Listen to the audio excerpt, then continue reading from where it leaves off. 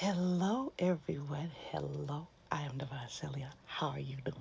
Welcome in. I know I'm in such a good mood today. I want to talk to y'all. Okay, y'all. So, if you tuned in yesterday, you saw where we were talking about. Sorry for the interruption, y'all. Where there was a bit of a moment when it came to what we're waiting for. But y'all gonna be mad at me today because I found out why you really are sitting up there growling. Yeah, that means I'm talking to myself too. Okay, so let's get it. Um, let's get it. So I was looking through YouTube, and for some reason, the relationship ones are popping up. Okay, the relationships of folks that's gotten together on the TV shows, right? And there's one in particular that got me. One in particular. This man, when I was looking at him in his admiration for the woman he loves, and it was an interracial couple, white guy, black woman, his eyes said everything. His mannerisms said everything. And I said, oh, that. So I want to express something to you. Okay. And I'm going to be talking about the divine masculine. But this applies to karmics too. But I'm going to be talking about the divine masculine for a moment. So follow me. And I'm going to add those that embody the divine masculine energy. So if you're a female that embodies that, this applies to you. Because I have a lot of male energy. But I don't embody that. So,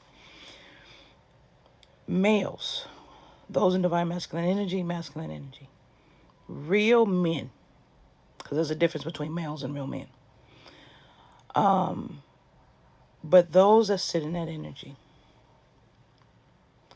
express everything in their being, in their eyes, in their mannerism, and how they talk to you.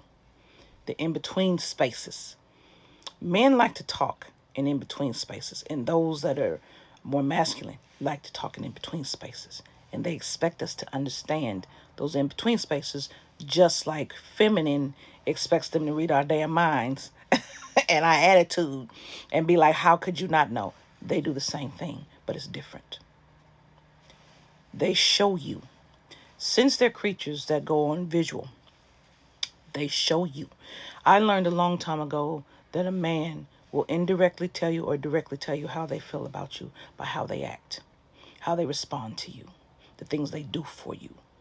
That's how they show you, by doing or not doing. And that will tell you how they care about you. I don't know if y'all heard that. Anyway, that was a little noise to confirm that. So I was thinking about that. And this man, his love was so profound. His look. And I know these actors, but the look was everything. Because I was asking the question, this is funny. I was asking the question, I'm like, how are you supposed to know if they really care about you? Because each person is different, right? How are you supposed to know? How are you supposed to tell when you meet them or when you see them that they care for you more than just friend? I don't understand dating nowadays, so I don't know. Unless someone tell me, I don't know. And then I was looking, but when I looked at his eyes and how they glistened and how they, I was like, oh, okay. They tell you everything. You can feel it. You can feel it. You can feel when they're flirting with you. You can feel when they, you know, expressing something towards you. But see, understand that the ones that really care about you and really want you will show you directly or indirectly. They'll show you. If they don't show you shit, they could either be too scared or not interested at all. That's how I take it. So, I look for clues. That's what I do. I look for clues. Show me something. Show me something. Otherwise, I'm going to assume no. Um, I said I have a lot of masculine energy, so, but they tell you, and then they look at you like, how can you not get it? How can you not understand what I'm trying to say to you? And it confuses them because they're doing to show you or not doing to show you. They tell you. That's the thing, and it's funny because I hear feminine energy all the time. They don't tell us they don't. Yes, they do. You're not paying attention. You're paying attention to you. You got to pay attention to them to understand what they're showing you. And you have to feel. They say everything in what they don't say. And it's so beautiful to experience. It's funny. It's like every kiss scene that I've seen on these shows, silence. And if anyone's talking, it's usually the female more than the male. And he shuts up with a kiss, which is the right way to do something, if it's appropriate. That's all I'm going to say on that one.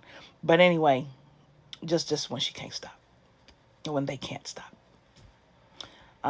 That's a beautiful gesture to show that they love you. But, depending on the person, you know. But what is beautiful about it is the fact that they're vulnerable enough to show you. And this is why a lot of y'all are scared. It's not the fact that you're scared of getting hurt again. You've been through the lesson. You picked up on the lesson. Now, some of you are like, do I trust myself enough? So you're not trusting you to know if you understand the lesson. But what you're afraid of is their vulnerability, getting to your vulnerability, and you're vulnerable together. That's what you're afraid of. I know, because that's what I'm afraid of too. You're afraid of their vulnerability actually unlocking you and opening you in a way no one else can. See, some of you can't step forward until your soulmate comes in or until that person comes in to unlock you. Some of you are not to get through everything on your own, especially when you have a soulmate. No, they're to come in and help you the rest of the way like you're to help them the rest of the way.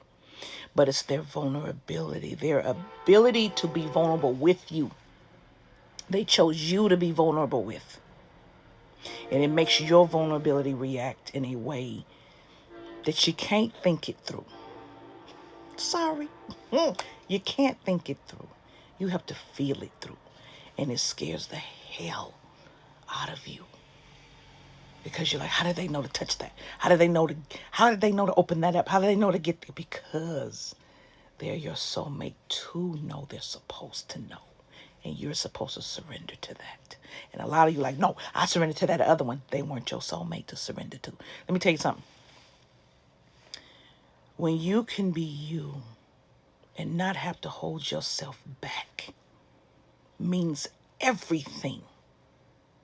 It does to me. Because I love deep and I love hard, right? And a lot of us hold on. Not supposed to grasp. But I'm tired of having to change who I am because it scares the other person because I love so much.